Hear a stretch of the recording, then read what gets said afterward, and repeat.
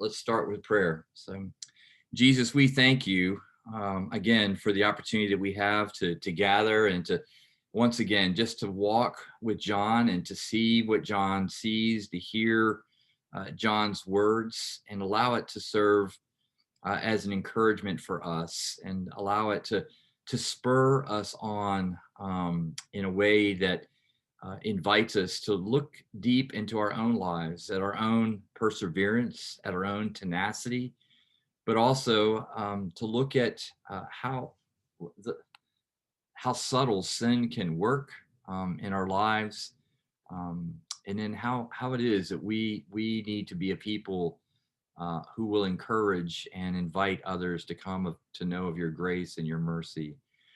Lord, we confess that this revelation is not an easy revelation to see or to hear when we think about the pain and destruction that is coming, that has come um, as a result of our fallen nature, as a result of the brokenness with you. And yet we're also, again, reminded that you continue to stay engaged with your creation. You continue to provide a solution to the troubles that we have created and participated in.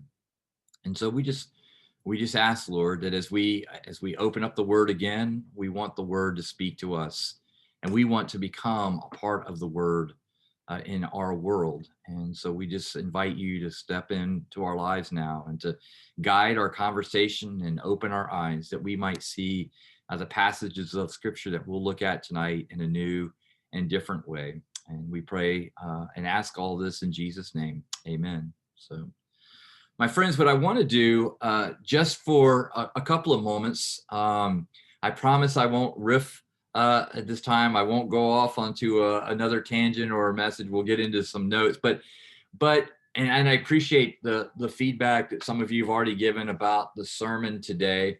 And in essence, I mean that whole concept really is the message of Revelation. And so I just want to invite just a moment for you to share your thoughts. How did that? What landed with you? What does it mean to you to really? Um, I'm at home now, so I'm really tentative to say embrace the suck. So, but it is, in the military we have another saying: the only good day was yesterday, right? So you're constantly moving forward in that mindset. But what does that mean to you, especially in light of what we're experiencing, and more importantly, I think even in light of what Hebrews talks about, this cloud of witnesses that have gone before us. And so let me encourage you to share with each other what's on your mind as you thought about or heard today's message and thoughts. Or it doesn't even have to connect to that. It can just what you're reading in Revelation right now. So. And just remember, you're on mute, so you'll need to unmute yourself if you want to share. It's a constant reminder to me of that phrase, consider it all joy. Hmm. So no matter, I mean, life peaks and valleys and hills and, mountains and valleys, there's always, again, with that peace of knowing that God's with you always, that He loves you, cares for you, provides for you, throughout whatever it is, gives you that sense of calm, peace, transcends all understanding during any moments that come through. So that's what kind of reminded me of that throughout that the passages and through the sermon today. All right, thank you, Bobby. Yep. And this is I'm not looking for validation or pats on the back. I'm just listening to hear what you are hearing. How is that? What has that done? What's that do for you? That's what I'm doing. So.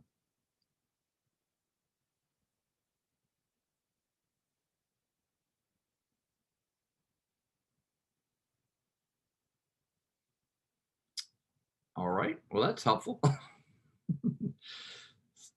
Are we looking for the unmute buttons?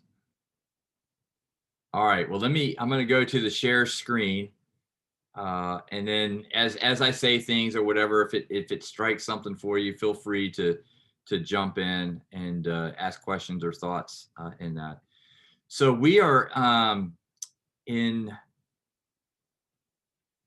chapter 6, the last time we were together, we were discussing that question about if God is all powerful and all good, then why does evil exist? And again, it really is that I'm going to go to that full presentation screen in a minute here, but it's really meant to remind us that we are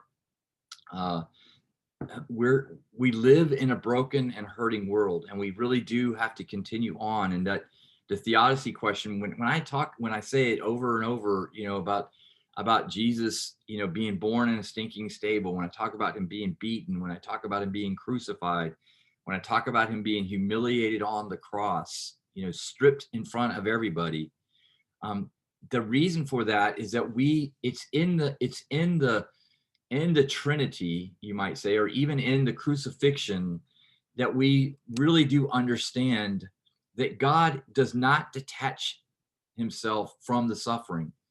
God is very much in the midst of the suffering. I mean, I really wish I could give you, I used to have an image a long time ago of a church, literally a church that had built itself in the center of a city dump.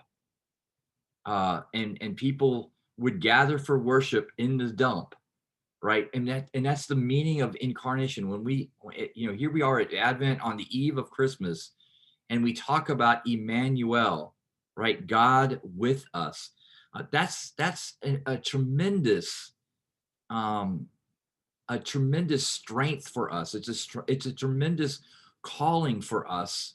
When you talk to people about, how it is when you go in to buy a car, or you go to buy an appliance or something, that a good salesman is telling you the benefits. If you buy this product, if you do this, these are the benefits that you can expect. Well, it's Christianity, and I don't mean to minimize Christianity to a sales pitch. But when we talk about what is the benefit of being a Christian, it is knowing that the creator of the universe has said, I will be with you. And then we ask, well, how do I know that? And God says, look how I've already been with you. I've been with you before you were ever formed. Before I ever created you, I was with you. And look, even when you have made the mistakes, even when you've purposely chosen other paths, totally, when you have acted like the prodigal son or the prodigal daughter, I have remained the Father waiting for your return. I have remained in pursuit of you. I have never given up. So yes, I know you're suffering. And I'm not watching you from a distance. I'm not sitting up here, on a mountain, watching on my throne. I am still here in your midst. And the reason that it's so important for us as Christians to understand this message of John and to connect with this message of John is because we are participants now in the presentation of the Trinity to a broken and hurting world. We who call ourselves Christians, we're told we're ambassadors of Christ. So when we fail to press on, when we fail to strain forward, when we fail to have hope when it feels like a hopeless situation, we feed the lie that is prevalent throughout the world, that God doesn't care, that God is not engaged, that God is just back there, giving up.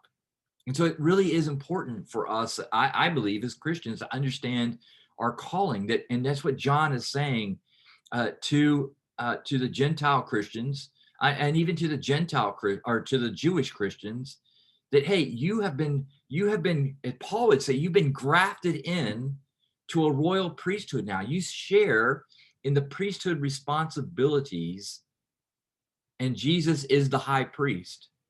You are part of his court now. You are part of his priesthood now. And so when we hear terms like you're co-inheritors, right? You're adopted into the family, all that language is really meant to help you and help me connect with my why. What is my purpose? Why am I here? And it really boils down to this idea that you have been rescued. It's what we talked about last week. Just one more, right? You have been rescued. You know where the bread is. You know where the water is. You know where the keys are that unlocks the lock. Now you need to go and tell somebody else. And when we look back at those churches, the churches that were falling, remember the 7 churches that we're talking about, there were some of those churches that had the gifts. They knew the answers, but rather than share those, they became inward focused. They engaged in inward fighting. They began to blame one another. They got involved in placating. They wouldn't take responsibility, and they got survival oriented. If we don't do this, then this will happen, and they lose their dependence upon God.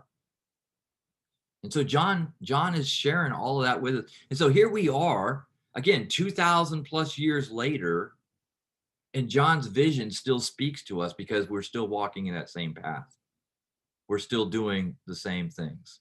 Okay. So let's look at, we're in John chapter 6. We've been talking about the 7 seals. I've got to kind of move this a little bit. You guys look wonderful, but I can't see my own screen. I got to move you here. But we're going to look at, start out in Revelation 6, verses 9 through 10. It says, we've been looking at the 7 seals. And he said, when he opened the 5th seal, I saw under the altar the souls of those who had been slaughtered for the word of God and for the testimony they had given. That's those who were underneath the altar. They cried out with a loud voice, Sovereign Lord, holy and true, how long will it be before you judge and avenge our blood on the inhabitants of the earth?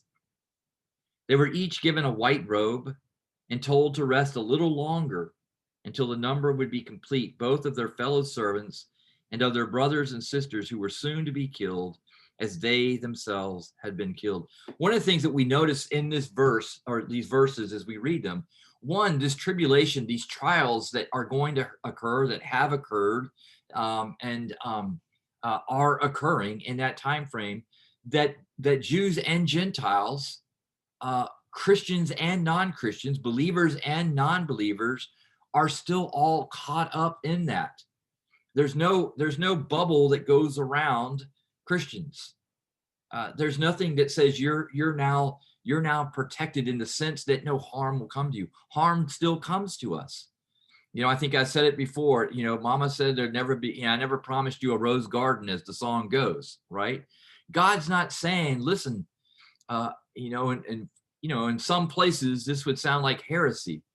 But God's not saying, listen, I never promised that, your checking account would have extra zeros in it. I never promised that your life would now be easy street. In fact, I'm going to tell you that to live the life that I'm calling you to, that the birds of the air have a place to rest, but the Son of Man does not. Can I ask the question? Yeah, Joe. Yeah. Mm-hmm. Yeah, I don't understand this business about they were given, why this is talked, made up in such hard terms to follow is beyond me. They each were given white robes. Yep. And were told to wait a little longer. What's the white robes represent? So the white robes represent that you belong to first of all, the white robe represents purity. It represents. So what used to happen before you could participate? So this is after 300, right? When Rome was no longer persecuting Christians, and Christians now were flocking to the church, and they would become part of the worship service.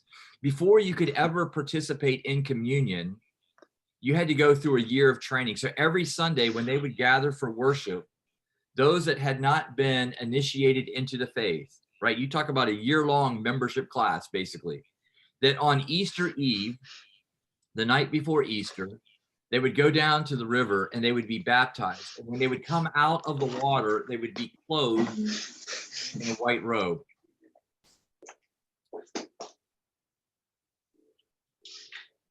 And the wearing of the white robe would signify a new life. It would signify, I'm trying to mute. Hold on just a second. Joe, can you mute your your camera on or your Oh, sure, I'm sorry. That's fine. Well, I'm not sure why I'm not able to do it on mine end. But it would signify a new life, a new beginning. It's kind of like yeah, and think about a picture of that would be like a fresh snowfall, right? When you look at a fresh, I know it's hard for us in Florida, but when you look at a fresh snowfall, it just looks clean. It looks pure. It doesn't take long before it gets destroyed, right? And so what John is giving the picture of there is that these martyrs who have been killed have been robed in righteousness. They've been robed with God's robe. That's the robe that they would wear.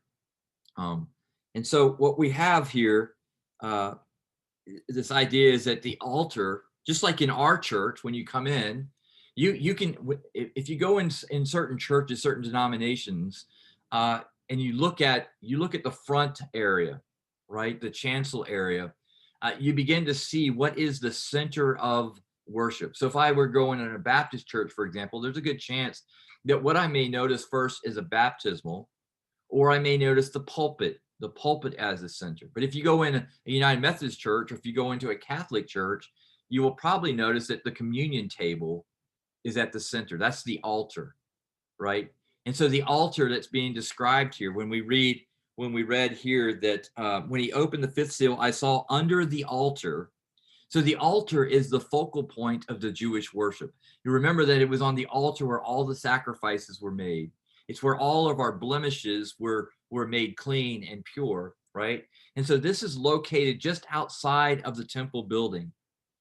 So there we enter in, and we're going to talk about this even later, but here you have the golden altar of incense that's talked about is just outside the most holy places, separated by the curtain. You remember that when Jesus was crucified, the curtain was torn in two, right?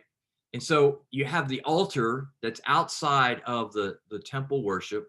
And then as you move in, there's another golden altar of incense.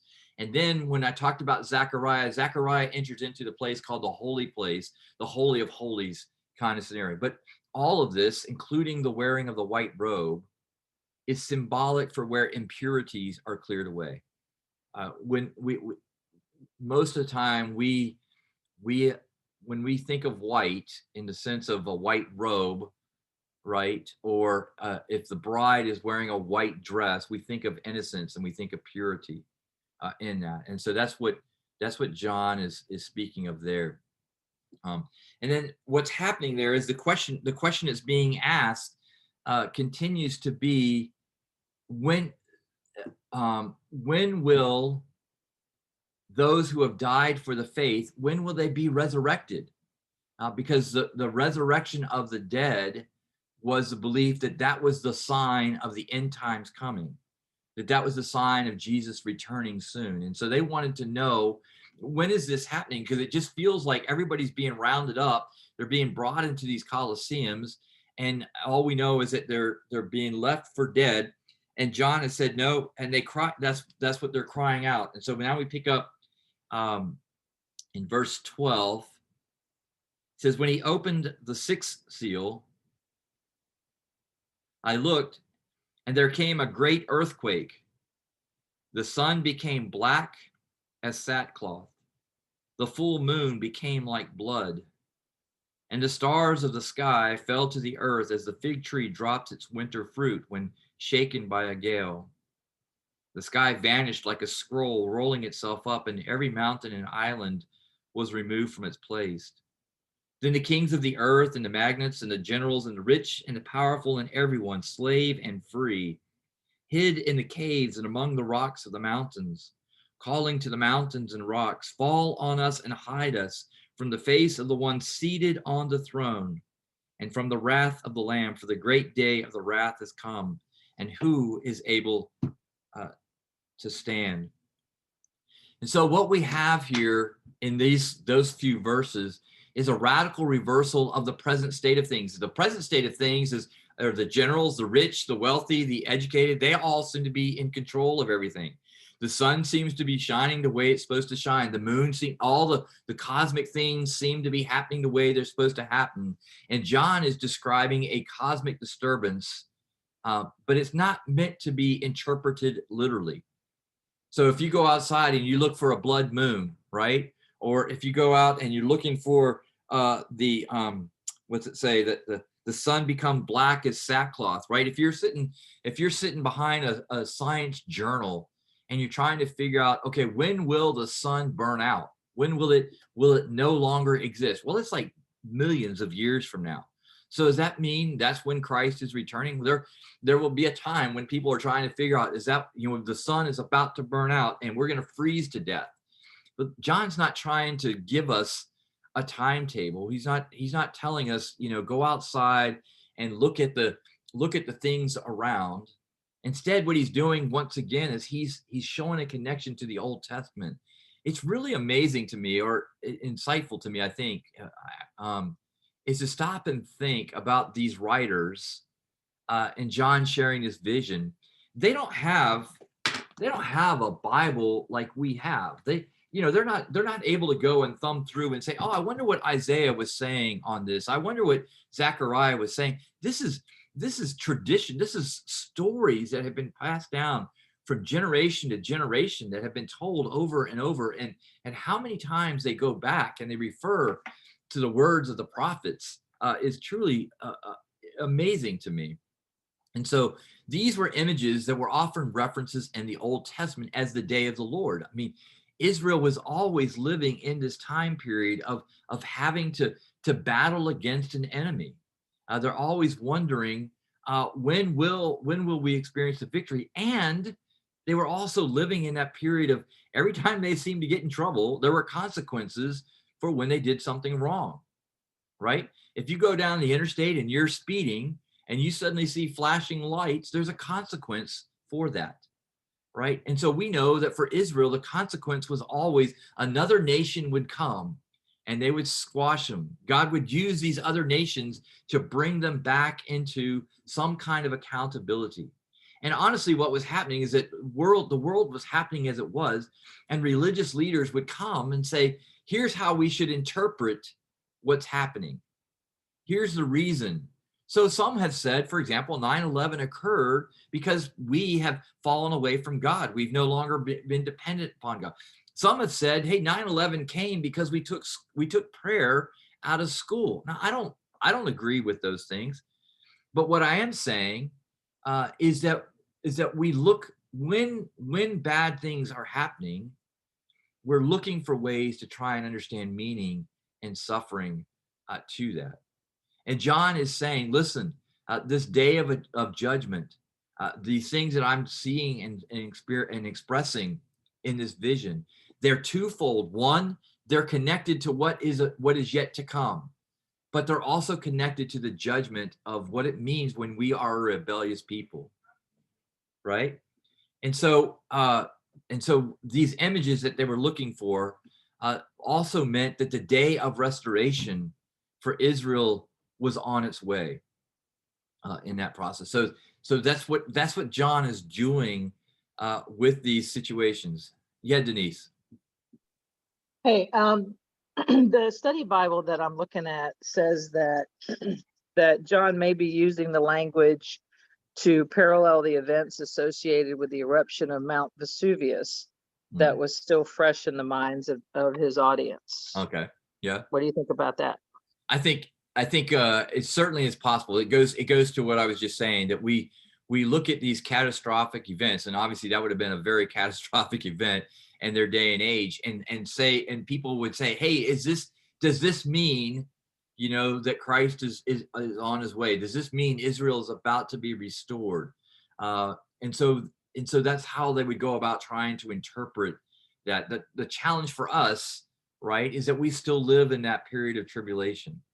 We look at, I remember when AIDS first began to hit the street, and I participated in AIDS walks, and I remember being around, forgive me for what I'm about to say, but some knucklehead Christians that believed that this was God's scourge, on the homosexual community, and that this was God's punishment on drug users and things like that, because people were trying to figure out why is this happening. I'm sure I'm not listening for it. I'm looking for it, but people were saying this pandemic is a result of God's judgment on God's people. And I tend to believe that all of these things are the consequences of living in a broken and fallen world. There are consequences of decisions and choices that we make, which speaks to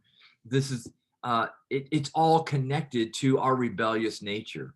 But I don't believe that God is sitting up there on a throne and he pulls down a little vial and says, here, let's cast this plague, let's cause these boils. Now we know this description, we've heard it, right? When we read about Egypt and we read about what happened with moving the Hebrew slaves out of Egypt, moving them towards the promised land.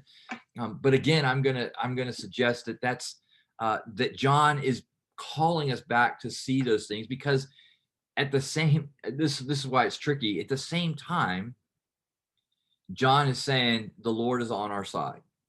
The Lord will punish those, who have punished you. The Lord will get vengeance on those who have martyred you, who have killed you. And so, do I believe that God will eventually open up a can of whoop? Yeah, I do. Do I want God to open up a can of whoop? No, I don't. I want, so I always live in that tension. It's that tension of what we say when we read in John that Jesus came into the world and he was full of truth and grace. Well, truth does mean speaking that there are consequences to our choices. If I go out and I drink and I drive my car and I kill somebody, right? I am under the influence of a drug, of a substance, but there are consequences for my actions in that. I can't escape that. I tell my kids, you always get to make a choice, but you don't get to choose the consequences. And so while I'd love to be able to say, and I feel like I'm talking out of both sides of my mouth and what I'm getting ready to say that God didn't do this and didn't do that in order to punish, I also live with the understanding that God is capable of doing whatever God needs to do in order to bring us back into a right relationship with him. I believe that God has chosen and had determined from the very beginning that the path to restoration, the path to wholeness, was through Jesus Christ, and that Jesus took on the full judgment and the full punishment, the full consequences of our rebellious nature. But what John is describing in all of this is our consequences. There are things that happen. Does that make sense to you, Denise, and anybody else that's hearing? Yes. Thanks. All right. Thank you.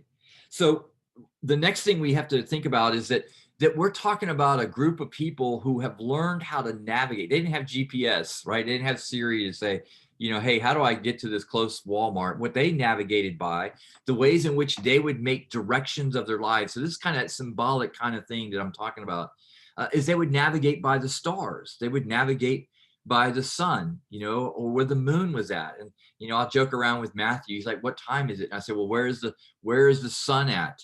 Right. And navigate from there, where if the sun rises in the east and it's now in the west, right, you can now begin to do cardinal directions, and you can start putting little numbers around that. You can guesstimate on what time of day it is, but you can at least figure out directions.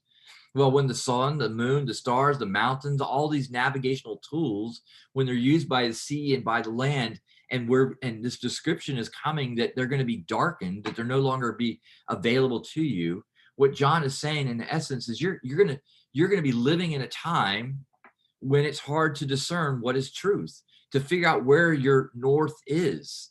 In fact, that's what he's describing, is that for Babylon, in Babylon in John's time is the reference to Rome. Babylon in the time when I was describing this morning is the fall of Assyria by the Babylonians who come out of Iraq and Iran. right? And so that's part of the enemies of Israel are always referred to as Babylon kind of scenario. And so again, when you were just talking about Mount Subi, the earthquake, could it be that he's referring to that? Certainly. It says the sky vanished like a scroll, rolling itself up, and every mountain and island was removed from its place. They would have certainly been much aware of the threats of earthquakes. But I want you to think for just a moment, what is it like to live in a time when, and I think we're living very much in this time right now, where it's tough to figure out what is truth, when everything has been called into question. And so the ways that, some of our navigational tools, maybe we used to look to our religious leaders. We used to look to our military leaders. We used to look to our teachers. We used to look to our police officers. We used to look to our elders, right, to help us find these things out. And yet all of that has seemed to be called into question, right? It feels like there's this dark cloud where we're moving more into a time of situational ethics, right? And whatever works at this time. It seems like we're moving more into a time of situational interpretation. Well, what's good for me doesn't have to be good for you, and so it causes us to be in the spirit of trying to figure out what is truth. And again, it takes us back to that question that Pilate said to Jesus, well, what is truth? And remember, Jesus said, I am the way, the truth, and the life, right? So for Christians, when we're living in a time where it just feels like everybody else is wandering around on their own agenda, their own plan, we know what our truth is. And our truth came in demonstrated truth in love and grace, in truth and grace, right? Jesus holds that perfect balance of mercy and grace and truth and judgment. All those things are all intertwined. He shows us the path for justice.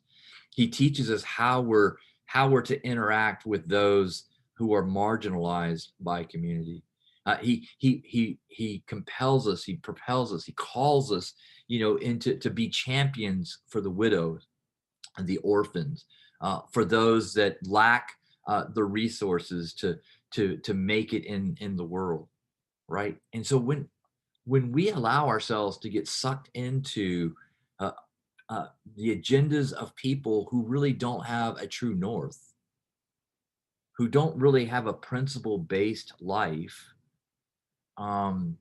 then we lose our integrity. We lose our ability to be able to speak into things, and we're watching that. The interesting thing to track is every empire has crumbled and fallen at some point in time, because that's not the true north. That's not the principle by which we live. And so I challenge you, and what I'm trying to do is challenge you, is to make sure that your navigational tools, the things that navigate your life, that help you when you feel lost, when that truly is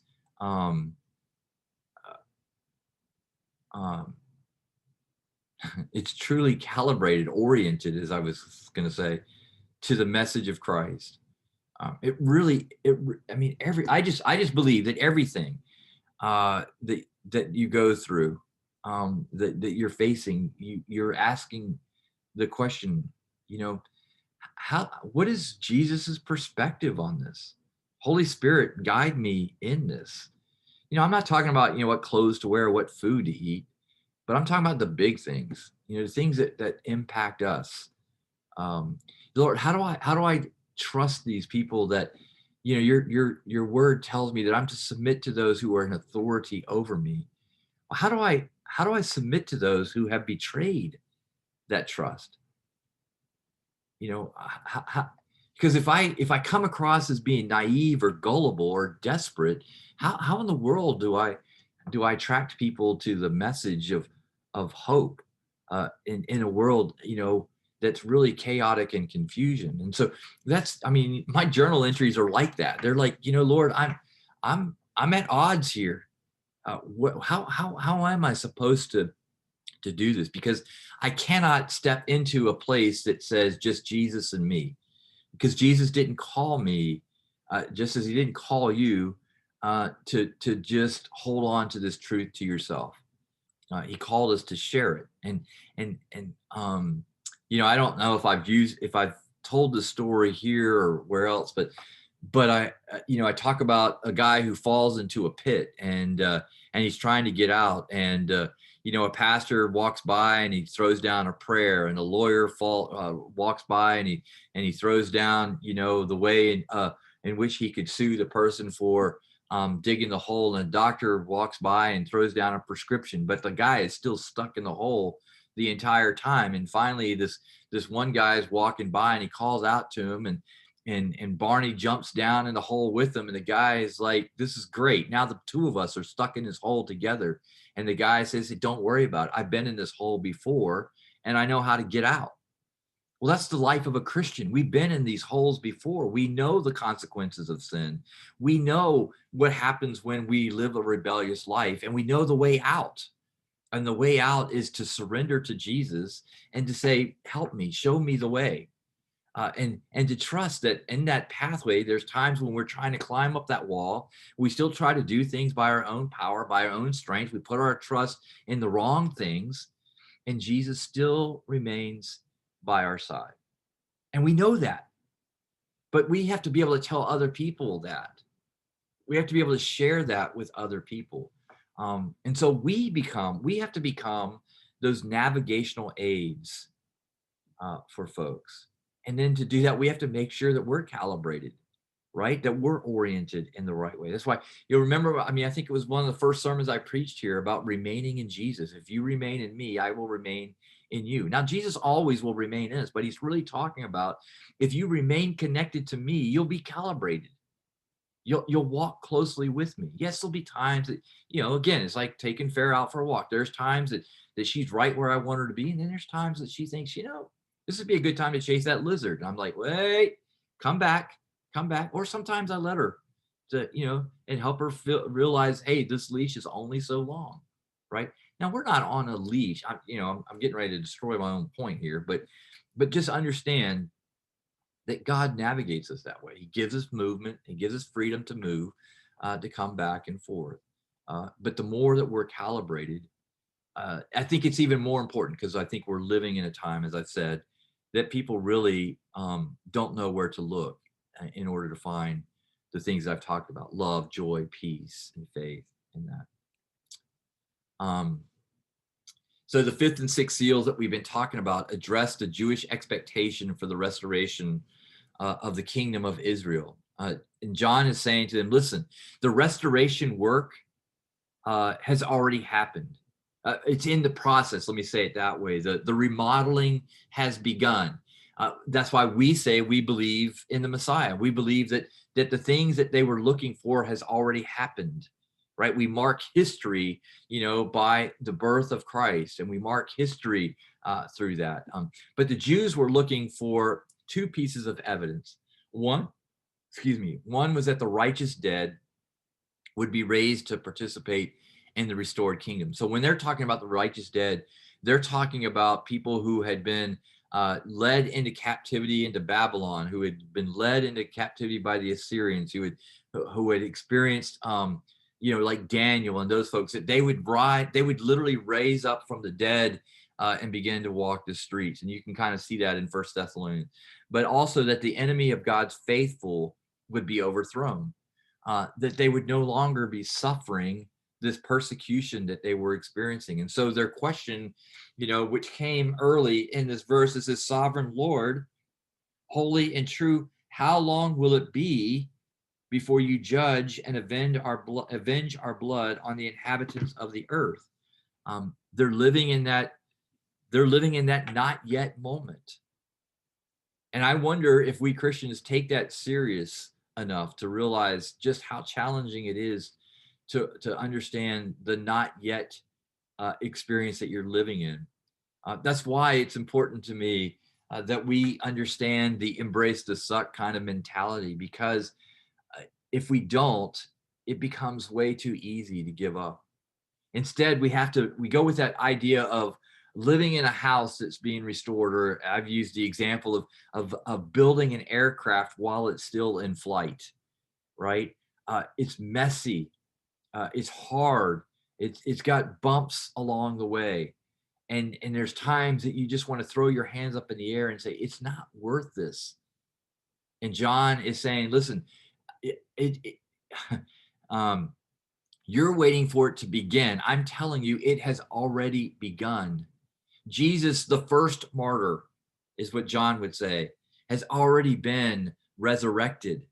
He's already reigning on the throne, right? And so we have to have that in mind, that we already know that we're victorious. John believes that the martyrs represent all who have died while remaining faithful to God and the message of Jesus. And then John reminds us that the kingdom of Babylon cannot stand up against the faithful community. That when the faithful community, that's you and I, when we are doing the work of the church, when we are acting like the bride of Christ, when we're doing what Christ commanded of us to do, to go and make disciples, baptize them into my name, to feed the hungry, to care for those without clothes, to visit those that were in prison, to seek out justice. When we're engaged in that work, we literally shake and disturb the institutions of the world that are built up for the purpose of rebelling against God. And then what John tells us is like, listen, when you do the work that you're called to do, you need to know that the institutions are not going to roll over and say, uncle. They're going to intensify their fight. They're going to make it harder. And then we can recall the words that Jesus said to Peter, and even the gates of hell will not prevail against my church. Why does he say that?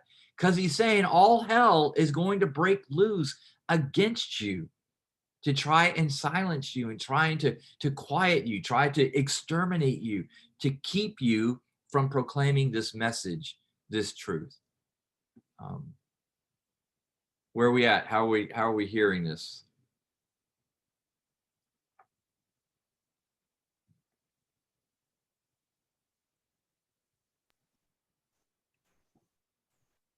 I can't tell. There we go. Are we good? I have a quick question. It's just to review a concept. I don't know if you've mentioned it or not. Can you hear me okay? Yes. Is this Roger? Yes, it is. Hi, good evening. Yeah, good evening. The idea of a seal, I see it defined on the screen here, and it's always escaped me exactly what that ties to, if anything significant, or I guess it's just clarification on what a seal might be. Is it the idea of a wax emblem that's been stamped by the king?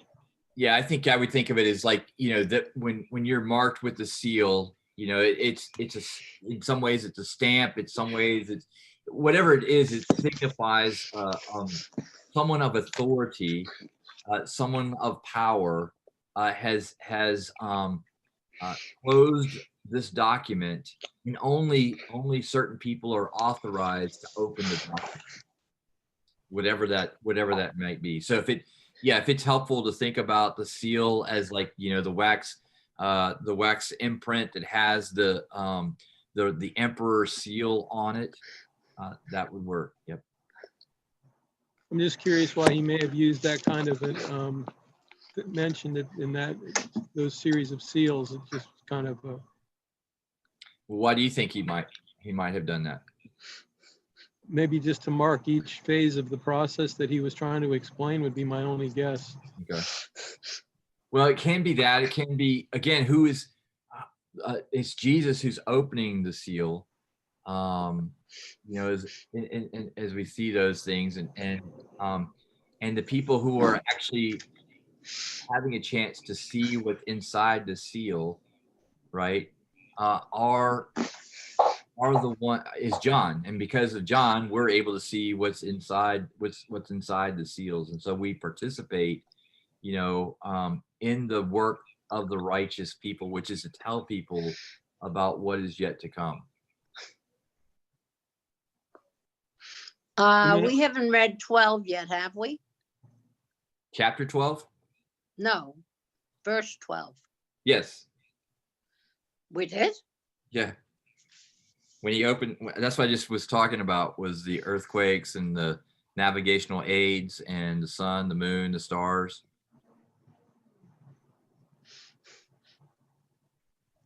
Okay. All right. So now we're I going to have move. one quick question. Yeah. Can I ask a quick question? I'm Sure. sorry, this is Cynthia. Uh-huh. So the kingdom of Babylon means Rome. In John's time, it's a reference to Rome. Yes. Okay, I was just getting myself, I wasn't sure. Okay, Mhm. that's what I thought. I just wanted to make sure about that. So yeah, and Okay. typically it's after the fall of Babylon, the actual nation of Babylon, right? You have the Roman Empire that rises up. You've got Chaldeans. There's all these different. Can't go through all at this particular moment because I haven't looked at it lately. But the reference to Babylon really is the enemies of God. So it's kind of like, in Iraq, refers to us as the great Satan kind of thing. It's that kind of terminology that's being used in that context. Okay. Thank you. Thank you. So I'm at chapter 7 now, beginning of verse 1. Okay. All right. So it says, after this, I saw 4 angels standing at the 4 corners of the earth. So obviously we're talking east, north, south, and west, holding back the 4 winds of the earth so that no one could blow on the earth or sea or against any tree. I saw another angel ascending from the rising of the sun, having the seal of the living God. And he called with a loud voice to the 4 angels who had been given power to damage earth and sea, saying, do not damage. So what we have, let me just stop here. We've got 4 angels that have the power to cause damage, but they are standing back. They're holding back all of the possibilities. So of that damage, and says, do not damage the earth or the sea or the trees until we have marked the servants of our God with a seal on their foreheads. Right.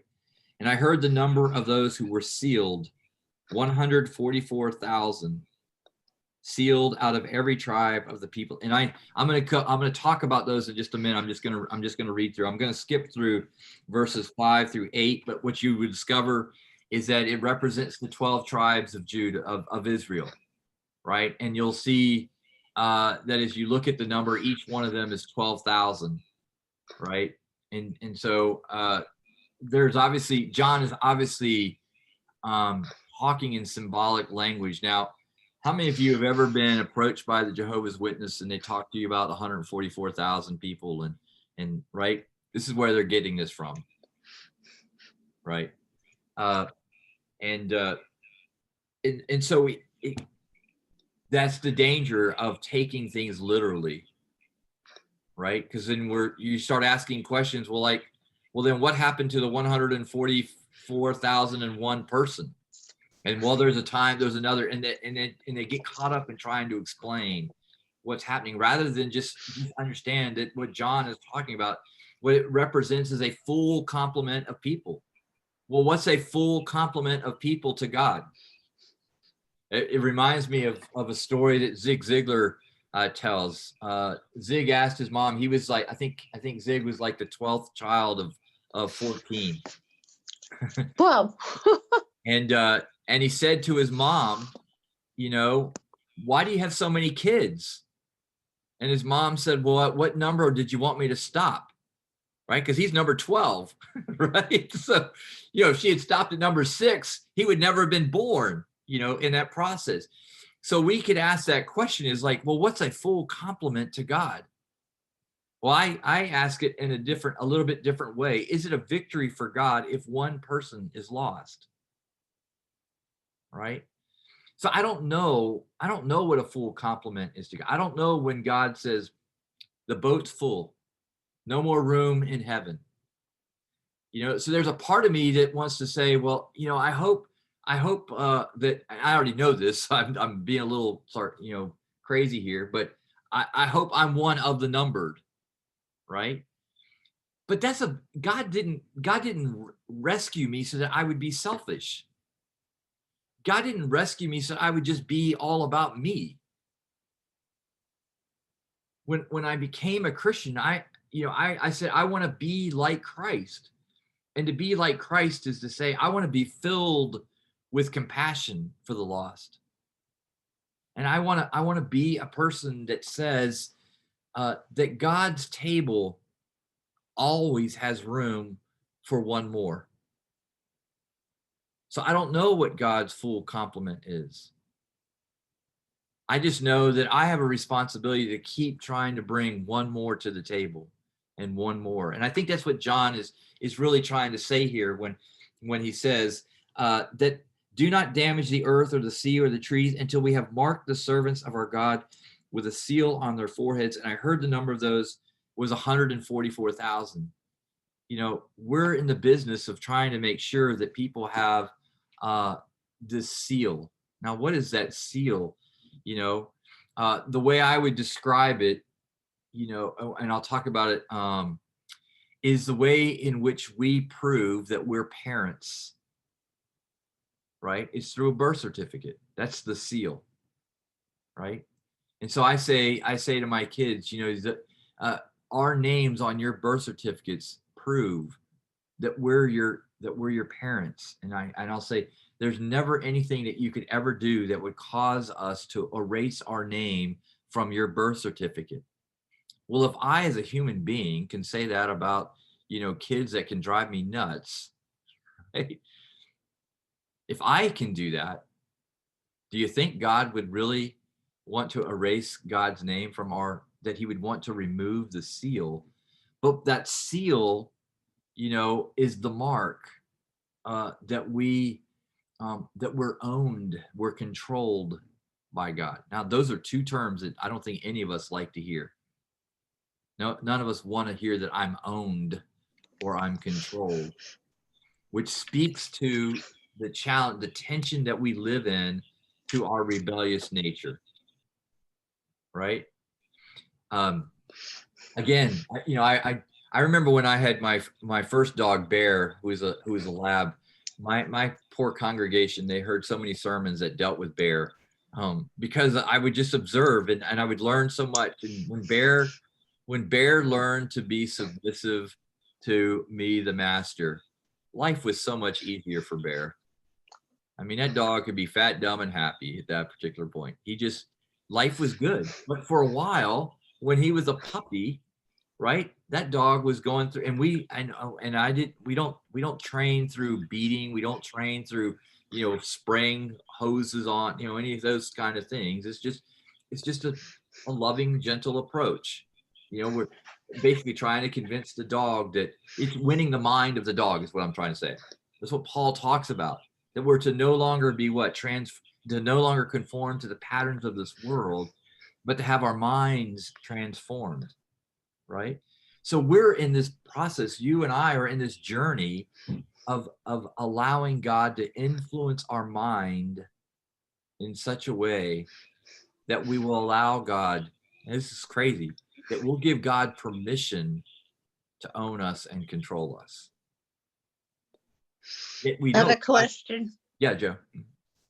I still don't get the 144,000. Is that just a symbolic number?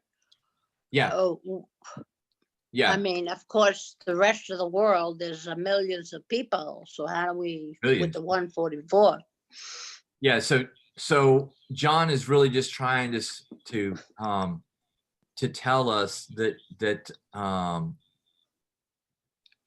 he is interested in So I'm thinking of the text in Philippians where it says every knee would bow and every tongue would confess that Jesus Christ is Lord, right?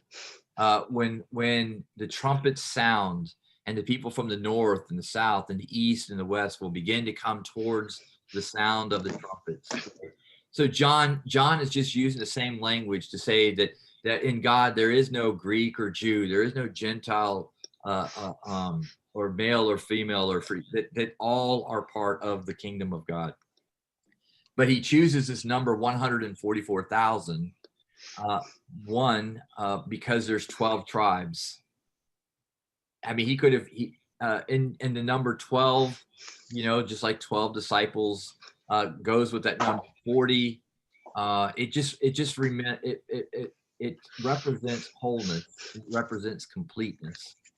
And so yes, when the Jehovah's Witness come and they talk to you about the 144,000, we need to understand that that's a literal. They're taking a literal interpretation, and there's no need to argue with them about that. It's just know that really the 144,000, as I was saying earlier, John is in effect trying to say, listen, there's always going to be a seat at God's table until God says there's no longer a seat at my table. Okay. So I'm gonna close this. Tim, just Yeah. briefly, I just wanted to say that, you alluded to this earlier, but the study Bible that I was looking at says that that 144, and I thought this might be helpful to Joe, Mhm. that the 144 calculation derives from multiplying the number of tribes, 12, Mhm. by the number of apostles, 12, by the number of completeness or perfection, which is 1,000. And that's how you get 144,000. Yeah, I mean, trust me. I mean, there's also the length of a stadia, and how large the New Jerusalem will be. I mean, there's lots of. I appreciate. Is that the Ryrie Study Bible by chance? The one it's Logos. Okay, Logos. Like Okay. through Logos. Okay. Yeah. Because I was going to say that I don't remember what I was going to say. That you were saying that it really represents complete, Yeah.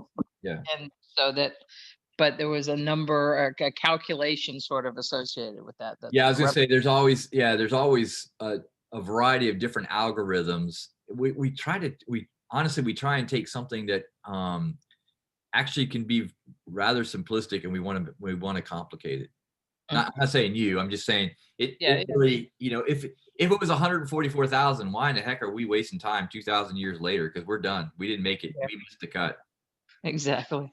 And so just that alone would lead us to say, okay, well, is that the size of the army that's going to come and rescue us? Well, then we just sit back and wait. And again, that's not what John is trying to do. He's really trying to propel and move us forward in that process, and just to understand that the full complement of God's faithful people is yet to be revealed, but it will certainly be more than 144,000. All right. That's a good thing. Yes, thanks. It is a good thing. That's why I like sharing the Zig Ziglar story, in the sense of, at what number did you want God to stop, in that process. So any last thoughts or comments before we call tonight? And I tell you that I won't be with you again until next year. We're all good. Yep. Thank you for sharing with us this evening. Appreciate it. You bet. Thanks, Roger. Well, my friends, have a wonderful, wonderful night. Have a great week, and may you have a Merry Christmas. I know this is a whole lot. You too. This year. Thanks, Joe. And you, Pastor. You bet. You bet. Enjoy. Thank you. Thank you. Be well. God bless. Thank you. Merry Christmas, Everybody have a everybody. Merry Christmas. Good night. Merry Good Christmas. Good night. Bye. Happy New Year. Yes.